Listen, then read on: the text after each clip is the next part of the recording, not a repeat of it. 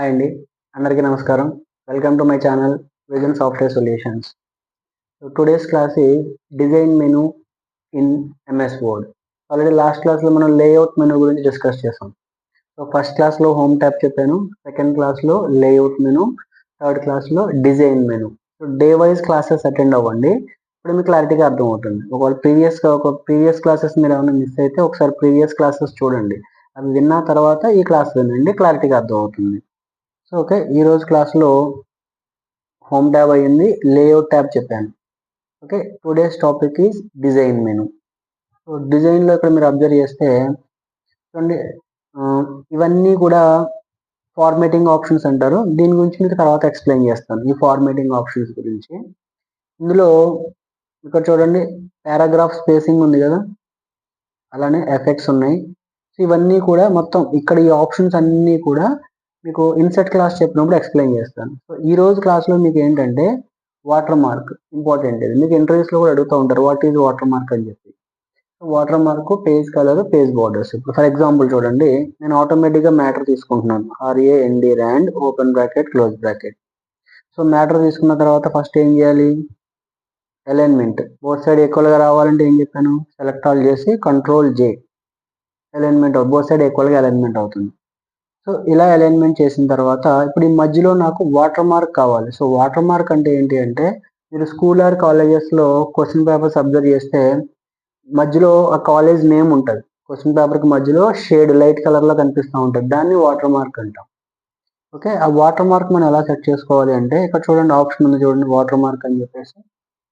So water mark click చేసి చూడండి, ఇక్కడ మీకు శాంపుల్ చూపిస్తుంది, మధ్యలో డ్రాఫ్ట్ అని వచ్చింది చూసారా. సో అలాగే మనకి ఏంటంటే నేమ్ సెట్ చేసుకోవాలి మధ్యలో. వాటర్ మార్క్ క్లిక్ చేయగానే కొన్ని మోడల్స్ ఉన్నాయి చూడండి ఇక్కడ. అంటే మీకు ఎలా కావాలి అంటే, ఇలాగా క్రాస్గా కావాలా లేదా మిడిల్లో కావాలా, సో మీకు ఎలా కావాలి అనేది కొన్ని మోడల్స్ ఇచ్చాడు, అలానే కొన్ని నేమ్స్ కూడా ఇచ్చాడు చూడండి ఇక్కడ, కాన్ఫిడెన్షియల్, డోంట్ కాపీ అని చెప్పేసి. ఫర్ ఎగ్జాంపుల్ నేను కాన్ఫిడెన్షియల్ క్లిక్ చేశాను. క్లిక్ చేయగానే ఇక్కడ చూడండి మధ్యలో షేడెడ్లా వచ్చిందా మ్యాటర్. సో ఆటోమేటిక్గా మనకి అది యాడ్ అయిపోతుంది. అంటే అక్కడ మనం ఏదైతే క్లిక్ చేసామో ఆ మోడల్ యాడ్ అవుతుంది. ఇప్పుడు నేను నాకు నచ్చిన నేమ్ పెట్టుకోవాలి. సో దానికి ఏం చేయాలి, కస్టమైజేషన్. ప్రతి ఆప్షన్కి కస్టమైజేషన్ అనేది ఒకటి ఉంటుంది. కస్టమైజేషన్ ఆప్షన్లోకి వెళ్ళి ఇక్కడ చూడండి కస్టమ్ వాటర్ మార్క్ అని ఉంది కదా, కస్టమ్ వాటర్ మార్క్ క్లిక్ చేయండి. క్లిక్ చేయగానే water mark related options open అయ్యాయి చూడండి. ఇందులో ఇక్కడ మనకి టెక్స్ట్ ఏముంది, డిఫాల్ట్గా కాన్ఫిడెన్షియల్ అని ఉంది కదా, నేను అది తీసేసి విజన్ సాఫ్ట్వేర్స్ అని పెట్టాను.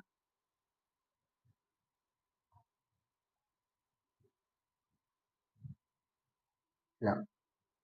సో ఓకే, చూడండి ఆటోమేటిక్గా మ్యాటర్ యాడ్ అయిందా, మధ్యలో షేడెడ్లా వచ్చింది చూసారా మ్యాటర్. సో అది ఒకవేళ దీనికి కలర్ మార్చుకోవాలనుకోండి, కలర్ కూడా సెట్ చేసుకోవచ్చు. ఇదే వాటర్ మార్క్ క్లిక్ చేసి కస్టమ్ వాటర్ మార్క్కి వెళ్ళి ఇక్కడ చూడండి కలర్ అనే ఆప్షన్ ఉంది కదా, సో కలర్ ఆప్షన్లోకి వెళ్ళి మీకు ఏ కలర్ కావాలి, ఫర్ ఎగ్జాంపుల్ రెడ్ కలర్ ఇచ్చాను. డయాగ్నల్గా కావాలా హారిజాంటల్గా కావాలా, మీకు ఎలా కావాలి టెక్స్ట్. ఫర్ ఎగ్జాంపుల్ డయాగ్నల్ అంటే ఏంటి, క్రాస్గా వస్తుంది. ఓకే ఓకే అన్నాను చూడండి, ఇప్పుడు డయాగ్నల్గా వచ్చింది. ఇప్పుడు దీన్ని హారిజాంటల్ చేయాలి, కస్టమ్ వాటర్ మార్క్కి వెళ్ళండి, హారిజాంటల్ ఆప్షన్ తీసుకోండి. ఓకే, ఇప్పుడు చూడండి ఇలా వస్తుంది. ఓకే, ఈ మధ్యలో మనం మ్యాటర్ రాసుకోవచ్చు. ఇప్పుడు ఫర్ ఎగ్జాంపుల్ చూడండి అలా వస్తుంది.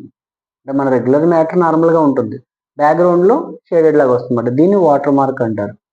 సో ఈ వాటర్ మార్క్లో నేమ్ కాకుండా మనం పిక్చర్స్ని కూడా పెట్టుకోవచ్చు. అంటే మన కంపెనీ లోగోస్ కానీ ఏమైనా లోగోస్ లాంటివి, ఏదైనా పిక్చర్స్ లాంటివి సెట్ చేయాలనుకోండి, దానికి కూడా ఆప్షన్ ఏముంటుంది, కస్టమ్ వాటర్ మార్క్ అనే ఆప్షన్లోనే ఇక్కడ పైన చూడండి పిక్చర్ వాటర్ మార్క్ అని ఉంది కదా, సో పిక్చర్ క్లిక్ చేయండి.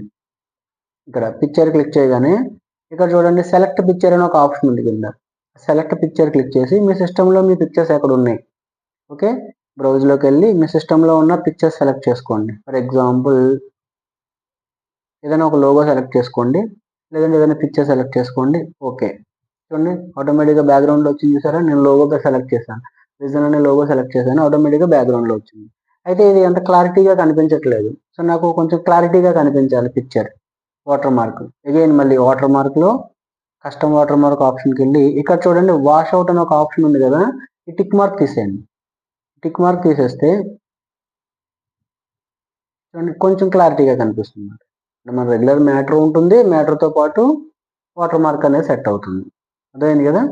ఒకవేళ వాటర్ మార్క్ వద్దు, రిమూవ్ చేసేయాలి అనుకోండి, వాటర్ మార్క్ ఆప్షన్కి వెళ్ళి రిమూవ్ వాటర్ మార్క్ అని ఉంది కదా, జస్ట్ దీన్ని క్లిక్ చేయండి, వాటర్ మార్క్ రిమూవ్ అయిపోతుంది.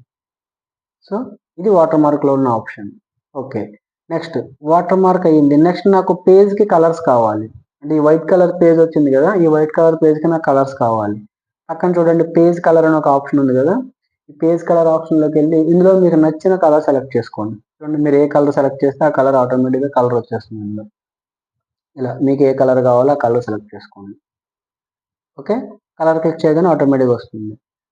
ఒకవేళ లేదు మీకు కలర్ వద్దు అనుకోండి, ఏదైనా మళ్ళీ ఏం చేస్తారు, పేజ్ కలర్ ఆప్షన్స్కి వెళ్ళి ఇక్కడ చూడండి నో కలర్ అని ఒక ఆప్షన్ ఉంది కదా, నో కలర్ క్లిక్ చేయగానే కలర్ అనేది రిమూవ్ అయిపోతుంది. ఓకే, సో బ్యాక్గ్రౌండ్లో కలర్ వచ్చింది. నాకు అలా కాకుండా చూడండి ఎఫెక్ట్స్ కావాలి, ఇంకా ఆ కలర్స్కి ఎఫెక్ట్స్ కావాలి. అంటే ఎలా అంటే చూడండి ఇక్కడ ఇందులోనే పేజ్ కలర్లోనే ఫిల్ ఎఫెక్ట్స్ అని ఒక ఆప్షన్ ఉంది కదా, ఎఫెక్ట్స్ క్లిక్ చేసి ఇందులో చూడండి మనం ఇందాక plain colour single colour set చేసాం. నాకు అలా కాకుండా 2 కలర్స్ కావాలి. చూడండి ఇక్కడ 2 కలర్స్ ఆప్షన్ సెలెక్ట్ చేసి కలర్ 1 ఏం కావాలి, కలర్ 2 ఏది కావాలి. ఫర్ ఎగ్జాంపుల్ కలర్ 1 ఎల్లో కావాలి, కలర్ 2 గ్రీన్ కావాలి. ఇలా మీకు నచ్చిన కలర్ కాంబినేషన్ సెలెక్ట్ చేసుకుని తర్వాత కింద చూడండి ఇక్కడ స్టైల్స్ ఉన్నాయి, షేడెడ్ స్టైల్స్. అంటే ఏ మోడల్లో కావాలి, అంటే ఈ మోడల్లో కావాలా, వెర్టికల్గా కావాలా, చూడండి మారింది, అలానే డయాగనల్గా కావాలా. సో మోడల్స్ ఉన్నాయి చూడండి ఇందులో shaded models. So shading models ఏది కావాలో సెలెక్ట్ చేసుకుని ఓకే అన్నారనుకోండి, మన డాక్యుమెంట్ అంతా ఇలా సెట్ అయిపోతుంది. ఓకే, ఇలాగ మనం ఏంటంటే మల్టిపుల్ కలర్స్ ఇందులోనే ఆప్షన్ ఉంది, పేజ్ కలర్లో ఫిల్ ఎఫెక్ట్స్ ఆప్షన్కి వెళ్ళాలి. ఫిల్ ఎఫెక్ట్స్కి వెళ్ళి ఇందులో ఆప్షన్స్ ఇక్కడ 1 కలర్ కావాలా, 2 కలర్స్ కావాలా, అలానే ప్రీసెట్ అంటే ఆల్రెడీ సిస్టంలో కొన్ని మోడల్స్ ఇక్కడ ఇచ్చాడు చూడండి. సో ఈ మోడల్స్ కూడా మనం సెలెక్ట్ చేసుకోవచ్చు. ప్రీసెట్ అని ఇచ్చేసి ఇక్కడ ఇచ్చే చూసారా ప్రీసెట్ కలర్స్ అని చెప్పేసి, అంటే ఆల్రెడీ సిస్టంలో ఉన్నాయి వాడు ఇచ్చిన డిజైన్స్. సో ఇందులో మీకు ఏదైనా డిజైన్ కావాలంటే డిజైన్ సెలెక్ట్ చేసుకోండి. ఇలా మీకు నచ్చిన డిజైన్ సెలెక్ట్ చేసుకోండి.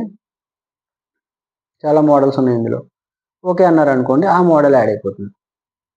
ఓకే, ఇది ఎక్కడున్న ఆప్షన్ పేజ్ కలర్లో ఫిల్ ఎఫెక్ట్స్లో ఇవి ఆప్షన్స్. అలానే గ్రేడియంట్ కాకుండా దీన్ని గ్రేడియంట్ అంటాం. గ్రేడియంట్ అంటే combination of colours, multiple colours. Next texture అంటే ఇవి కూడా సిస్టంలో కొన్ని డిఫాల్ట్ టెక్చర్స్ అంటే ప్రీడిఫైన్డ్ మోడల్స్. ఇవి ఆల్రెడీ సిస్టంతో పాటు వచ్చినవి, ఎంఎస్ ఆఫీస్లో ఎంఎస్ వర్డ్లో ఉన్న మోడల్స్. ఇవి కూడా సెలెక్ట్ చేసుకోవచ్చు. మీకు నచ్చిన టెక్చర్ సెలెక్ట్ చేసుకోండి, ఓకే అనండి, అది బ్యాక్గ్రౌండ్లో ఇలా వచ్చేస్తుంది ఆటోమేటిక్గా. ఓకే, ఇక్కడ పేజ్ కలర్లో ఫిల్ ఎఫెక్ట్స్లో టెక్చర్లో మీకు ఏ మోడల్ కావాలంటే ఆ మోడల్ సెలెక్ట్ చేసుకోండి, మోడల్ ఆటోమేటిక్గా మీకు ఇలా యాడ్ అవుతుంది. రైట్, నెక్స్ట్ పక్కన చూడండి గ్రేడియంట్ అయింది, టెక్చర్ అయింది. ప్యాటర్న్ అంటే నాకు ఒక ప్యాటర్న్ కావాలి డిజైన్ లాగా. సో దీనికి కూడా ఇక్కడ చూడండి కలర్స్ ఇచ్చాడు. ఫోర్గ్రౌండ్ కలర్ ఏం కావాలి, బ్యాక్గ్రౌండ్ కలర్ ఏం కావాలి. ఫోర్గ్రౌండ్ కలర్ అంటే ఫ్రంట్లో ఉండే కలర్, బ్యాక్గ్రౌండ్ కలర్ అంటే బ్యాక్ సైడ్ ఉండే కలర్.